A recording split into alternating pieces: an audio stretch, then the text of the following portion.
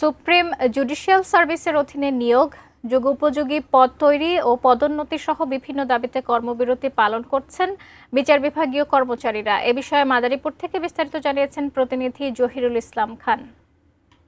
বাংলাদেশ বিচার বিভাগীয় কর্মচারী অ্যাসোসিয়েশনের পক্ষ থেকে সারা দেশের স্থানীয় আদালতগুলোতে কিন্তু কর্মবিরতি শুরু হয়েছে। সকাল 9টা থেকে বেলা 11:30 পর্যন্ত এই কর্মবিরতি চলবে। সকাল থেকে এই মাদারীপুর জেলা বিচার বিভাগীয় কর্মচারী অ্যাসোসিয়েশনের সদস্যরা এখানে কর্মবিরতি পালন করে বিচার আদালতের প্রাঙ্গণের সামনে মাদারীপুর জেলা ও দায়রা জজ আদালতের সামনে অবস্থান করে তাদের দাবি প্রকাশ করেছেন এবং এই কারণে কিন্তু কার্যক্রম বন্ধ রয়েছে। বিভিন্ন দাবিতে এখানে যে আমরা কর্মসূচি দেখছি, সেই কর্মসূচিতে যারা এখানে স্থানীয় লোকজন আছে, আমরা কথা বলবো তাদের সাথে যে আপনাদের দাবিগুলো কি কি। বিচার বিভাগের জন্য সুপ্রিম কোর্টের অধীন পৃথক সচিবালয় করত, অধস্তন আদালত ও ট্রাইব্যুনালের সহায়ক কর্মকর্তা কর্মচারীগণকে বিচার বিভাগের সহায়ক কর্মকর্তা কর্মচারী হিসাবে বাংলাদেশ জুডিশিয়াল সার্ভিস বেতন স্কেলের আলোকে বেতন ভাতা প্রদান করতে হবে।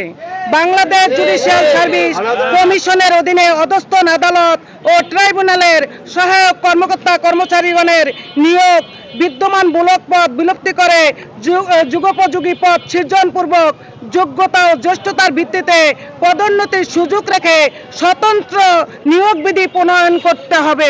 এই যে যারা কর্মচারী যারা আছেন তাদের এই আন্দোলনটা শুরু মাত্র তারা বলেছেন এবং পরবর্তীতে তারা আরো বড় ধরনের পদক্ষেপে যাবে। মাদারীপুর থেকে এই ছিল আমার কাছে সর্বশেষ।